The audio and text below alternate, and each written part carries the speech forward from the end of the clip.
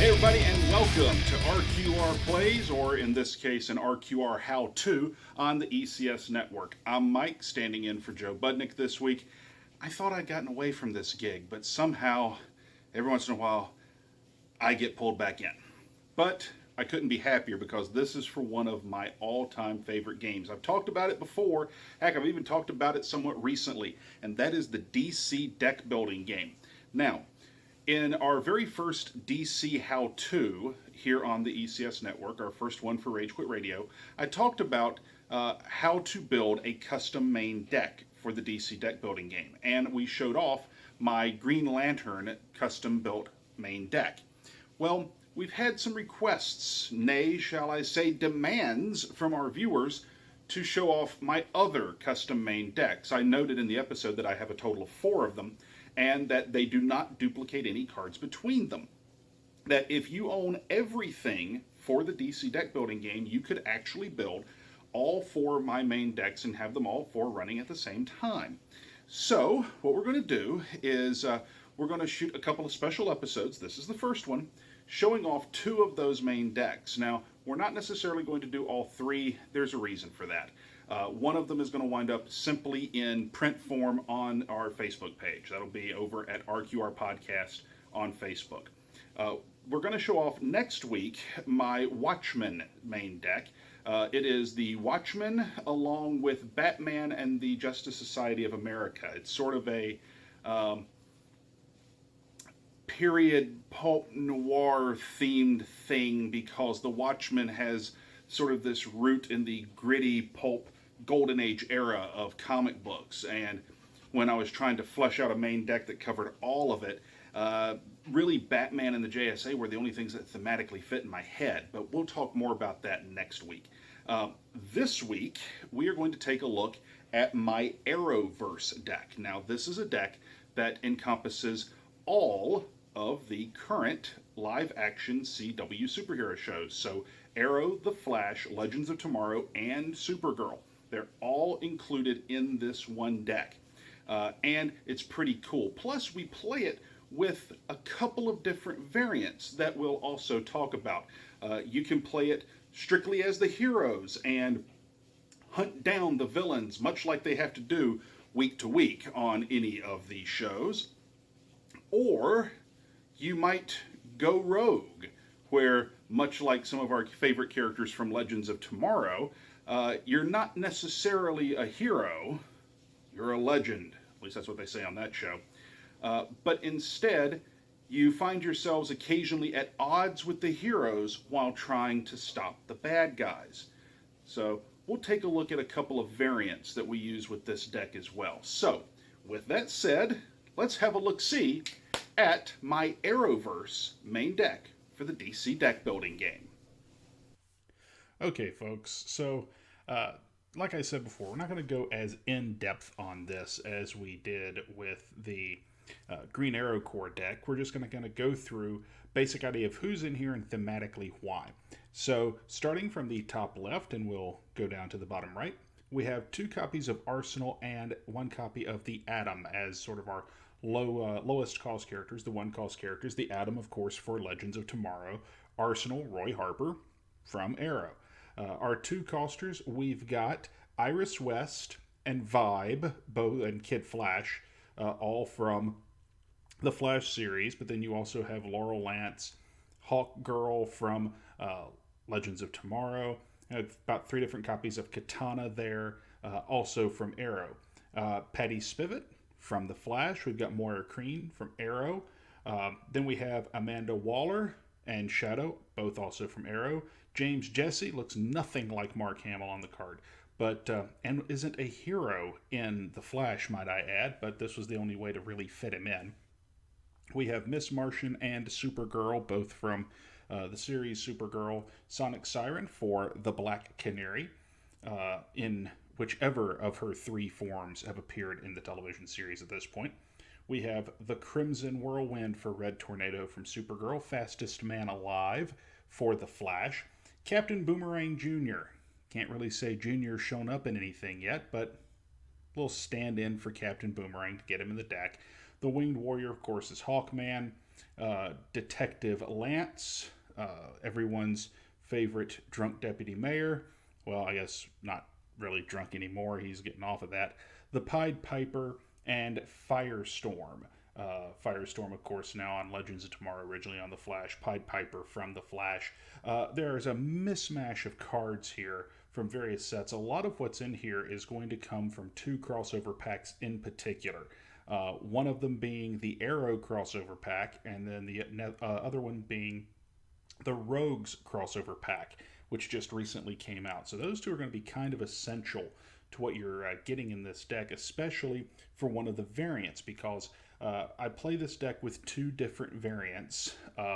One variant serves as the base, and then there's a second variant that you can play on top of that. So fairly interesting, and I'll explain the variants as we get to the important part, which frankly is the villains. So we'll move on to that as we go. But for your basic Out Live heroes, there you go. You can see them all spread out here in front of us, all from the various CW Arrowverse shows. So now we're going to take a look at our superpowers. Now, with the superpowers, a lot of this is going to focus mostly on the characters from The Flash, to be perfectly honest, or from Supergirl. Our cheapest cost card is Savagery. You can't really see it here. It costs 1. That's really in there for Vixen from Legends of Tomorrow. Flight, of course, counts for lots of characters throughout all the series. Insanity, well, Harley Quinn has an audio cameo, if nothing else, in The Flash. You have Whirlwind, 3 copies of that, partially for Red Tornado, but also there's the tornadoes that the speedsters can create in The Flash. 3 copies of Super Speed, of course, because so much of this deck is going to be built around The Flash in the Powers department. Promise to a Friend from Arrow. Pretty much all the cards from the Arrow crossover expansion wind up in this deck. 3 copies of Molecular Vibration, again, from The Flash. Expert Marksman, Deadshot, has a prominent role in one of the earlier seasons of Arrow. Tornado, here it's actually the card is for the Weather Wizard or the Top. But of course, again, the Flashes, any of the Speedsters, Red Tornado himself, works in so many ways. We have 2 copies of Canary Cry. Go figure. You have failed this city. I can't do it as well as Stephen Amell, but you get the point. Mirakuru, because the Arrow crossover set was really built around season 1. Mirror Images for the Mirror Master. Engulfing Flames, Heatwave. Iced Over, Killer Frost, or Captain Cold, take your pick. Lightning Strike for the Weather Wizard, although it could also be the way the Flash gets his powers. Phasing, which on the artwork I believe is Golden Glider, but of course all the Flashes can vibrate through things, can phase through them. And then of course the Speed Force, because that's such a huge part of the Flash and the mythology. So there you go with that. You'll notice there's not a lot of Supergirl superpowers in here because she shares them with Superman. That's why there's not a whole lot in this deck. There's also not really any presence of Superman in this deck because while he does show up in Season 2 of Supergirl, he has a relatively minor role in the series as a whole. And frankly, most of the Superman cards all wound up in another deck. So that is one of the evils of having multiple decks for the game and only having 1 copy of every set. But I also find that to be one of the challenges of building a custom main deck. So to me, ultimately, it's pretty cool to figure out how to theme everything and make it work, and it really makes you think. So not a whole lot of Supergirl in here, but if you stop and think about it, maybe this deck is more built around Earth 1 as opposed to whichever number Earth it is on the Supergirl television series. Frankly, I don't remember. But that's the superpowers. So now let's take a look at some tech. All right, so with the tech and the gadgets and the gear, we are going to run into one interesting portion of the whole deal. So starting over again, top left, bottom right, we have 2 copies of Quiver of Arrows. It's Arrow. think about it. Explosive arrow, see last thing. You get to the 2 costers, we have Arrow's bow, because Arrow. Now we're getting into a lot of the stuff that's going to be from Green Arrow. Arrow's the tech, Flash is the powers. You get the idea. Except the cold gun. Now we have 3 copies of the cold gun from Forever Evil, but if you look, we also have the 1 copy of the cold gun from the Rogues crossover set. Captain Cold is such a huge part of the early seasons of The Flash, but also Legends of Tomorrow, so really felt like I had to get all the cold guns in here, or at least as many of them as I could. Airwalk shoes, again, the Rogues, Nth Metal Mace, and the 3 copies of Nth Metal. That's there for the Hawks. Collapsible staff, really an iconic thing for Sarah Lance for the White Canary. We have 2 copies of Green Arrow's bow, again, go figure. The Soul Taker sword, which is Katana's signature blade. Of course, Katana from Arrow. Loot! That's for all of our rogues. Mirror gun for the Mirror Master, even though he doesn't really use a gun for this in the Flash. It's more meta powers, but still, it's a representation in the deck for the Mirror Master. Sniper rifle is Deadshot, of course. The T-Spheres for Mr. Terrific. The Broadsword is in here for Deathstroke. The Bag of Tricks for the Trickster. Again, the artwork looks nothing like Mark Hamill. Boomerang for the Good Captain, and the Firestorm Matrix for Firestorm. Pick your incarnation. So what you see here is largely based around Arrow, with a little bit splashing over into Legends of Tomorrow, but mostly Arrow. Little, if anything, from the Flash, realistically, outside of some stuff for some of his rogues, because a lot of his rogues traditionally are more gimmick-based and gadget-based than superpower-based. But there you go. That's our gear, which means next we must be looking at some locations.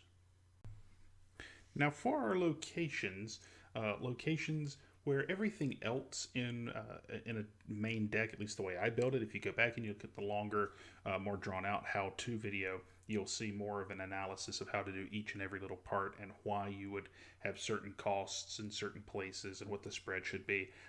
There's generally 27 of each card type, except locations. Locations, there's only 6, occasionally 7, but usually 6. They're used far more sparingly. So as we take a look here, our 6 locations, 2 of them come from the Rogues expansion, Iron Heights, the prison, of course, and the Rogues safe house.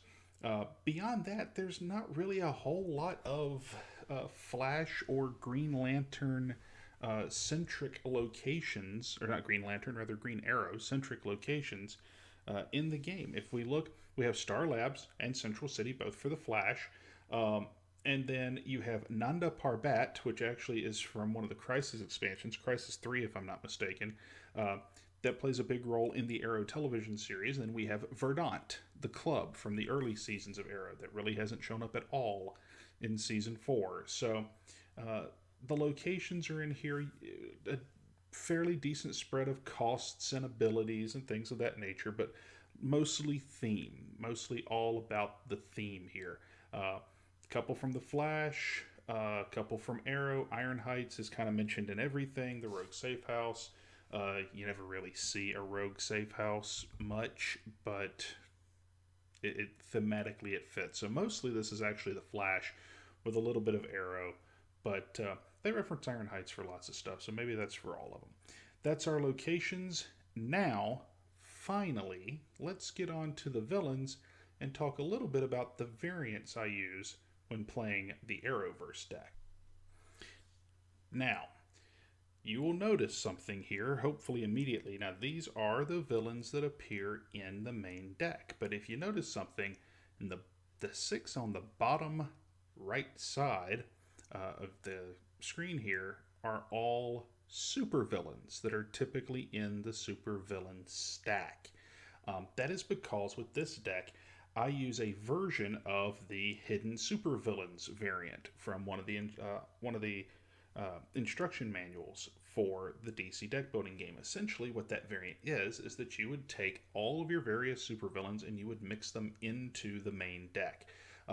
you're going to play this deck this way for a longer game because realistically, you're going to have to exhaust the main deck more often than not in order to actually be able to win, to hit the win condition.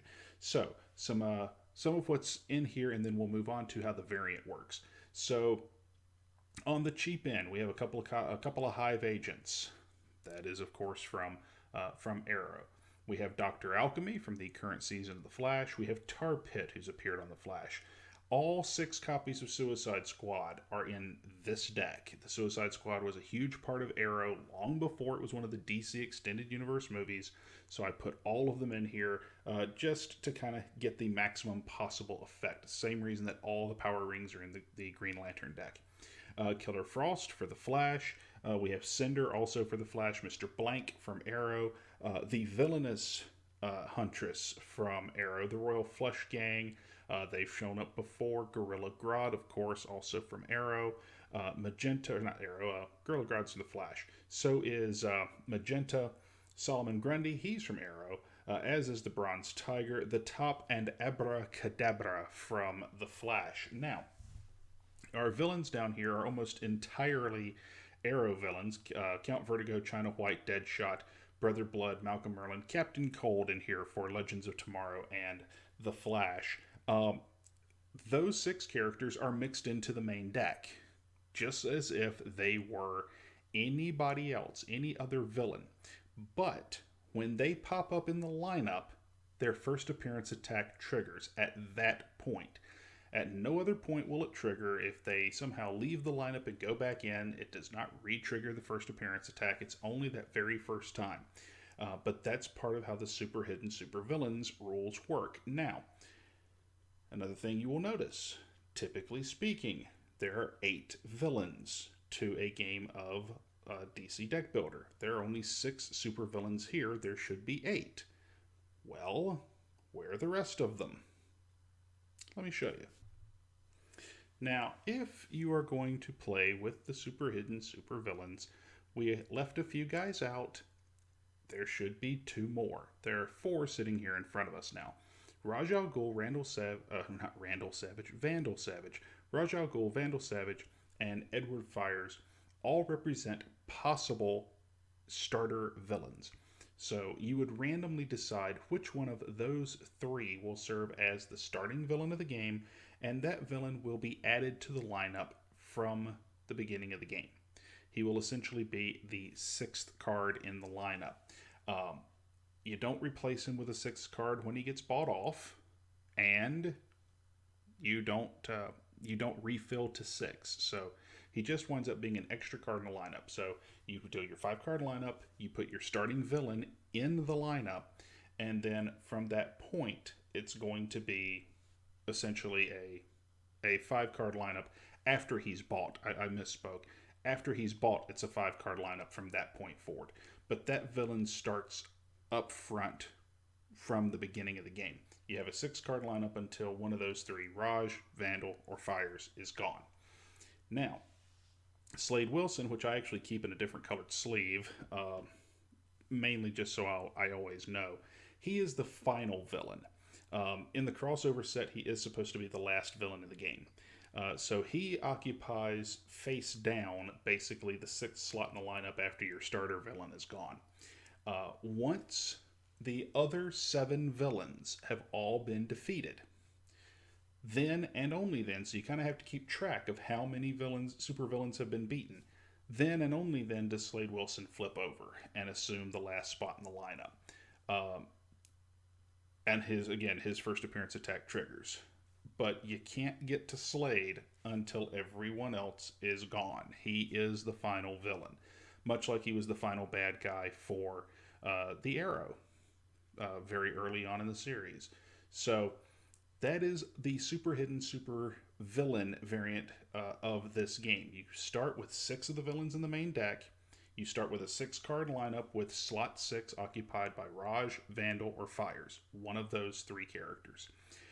Once that character, that supervillain, is gone, the lineup stays a 5-card lineup with Slade Wilson face down in slot 6.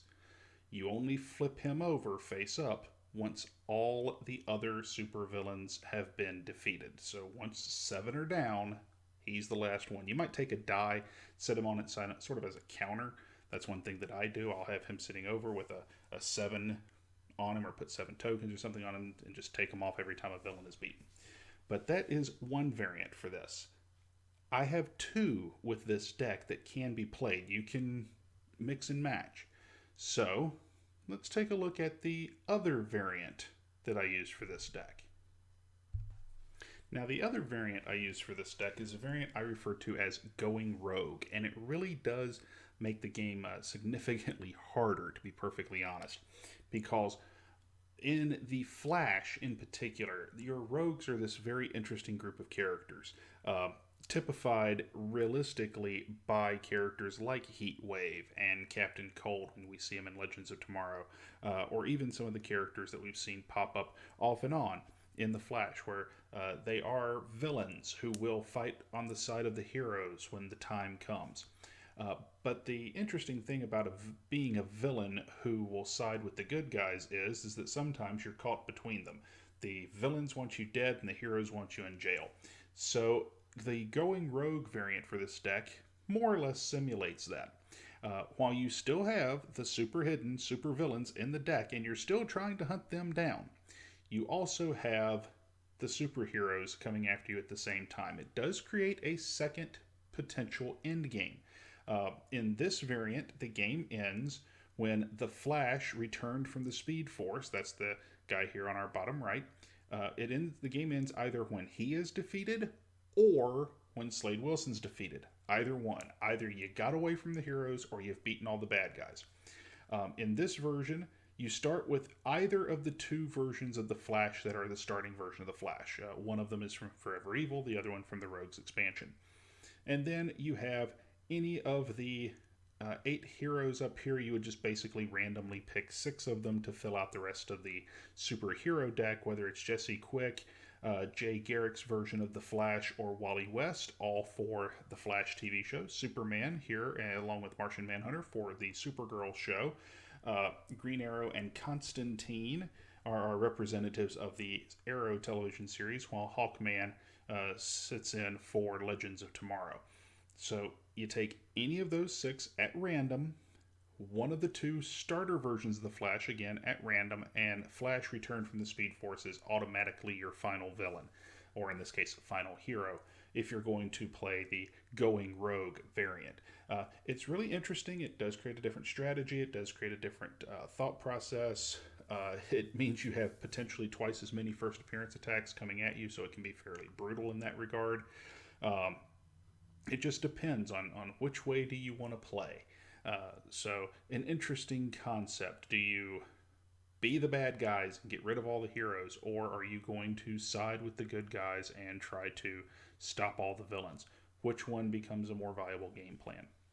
So you never know. That is the Going Rogue part of this deck. Now let's take a look at some of the characters that I would recommend using with these 2 versions. Now, there is no real rhyme or reason to what heroes or villains you would play with this deck. You could, as far as restrictions or anything like that, other than just the theme. Who fits, who was in the shows, things like that. Some of my hero cards are a little beat up. It's a well-played game, folks. We love it around here. So, just going down the list, from the Arrow television series, you have Diggle, Felicity, Roy Harper, Oliver Queen, Sarah Lance, Green Arrow, Mr. Terrific, Black Canary, Harley Quinn, remember that audio appearance, Deathstroke, Deadshot, Constantine, Wildcat. All of those guys are from Arrow, so any of them fit. Red Tornado, Martian Manhunter, Red Lantern, Supergirl. It's the only version of Supergirl in the game right now, so that's what we got. You got Hawkman, who is from Legends of Tomorrow, King Shark, along with Jay Garrick the Flash and Kid Flash, all from the Flash television series. Thematically speaking, any of these characters work. Now, of course, thematically speaking, you could use realistically any character you wanted to. These are just the ones that appeared in the TV show. Use any of the characters from the DC deck building game, though, that you like. You're certainly able to. To me, the main deck is the theme more so than the heroes, but these would be the ones that if you were shooting for theme all the way around, even restricting which heroes you could play as, or in some cases villains, these would be the ones to play. Now, for going rogue, that's a little bit of a different story. Because you see, if we're going to play the going rogue variant, then obviously you need to be the rogues. So most of these characters are from the Rogues expansion. Captain Cold, the Trickster, Golden Glider, Weather Wizard, Heatwave, Mirror Master. All of those are from the Rogues expansion and actually have some special abilities to them, specifically the teamwork ability. And the teamwork ability revolves around gaining victory points and using victory points for different purposes. Most every single card from the Rogues expansion is in this deck. There are plenty of cards in here that will give victory points. It's to basically take advantage of that mechanic with these characters. But just for theme, we also do have Captain Boomerang and Killer Frost, both joining the team as well from the Suicide Squad Crisis expansion. So plenty of rogues, and this is a really good representation. You get most of the iconic rogues in that batch from the Flash. So if you're going to play the going rogue version, I would say you stick to these 8. You stick to the rogues. And that is pretty much it. So there you have it for my Arrowverse deck. Gives you an idea of who all's in here, why they're in here, an idea of some of the heroes to play and some of the villains, and some ideas of the variants as well. Really hope you guys enjoyed this video. We're going to have another how-to video next week, which will be my Watchmen Batman Noirish deck. So I really hope you guys enjoy that one. Until then, please check us out over on Facebook, facebook.com/RQR podcast. You can check us out there. We are also on Instagram. We're on Twitter. We're on Periscope. All of those wonderful places where you can check us out. And of course, you get a chance to jump over to the Cafe Press store. All kinds of nifty stuff there that does go to help us out here at the ECS Network. So folks, until next week when we will have some more DC deck building goodness coming your way, I'm Mike, and we'll see you around.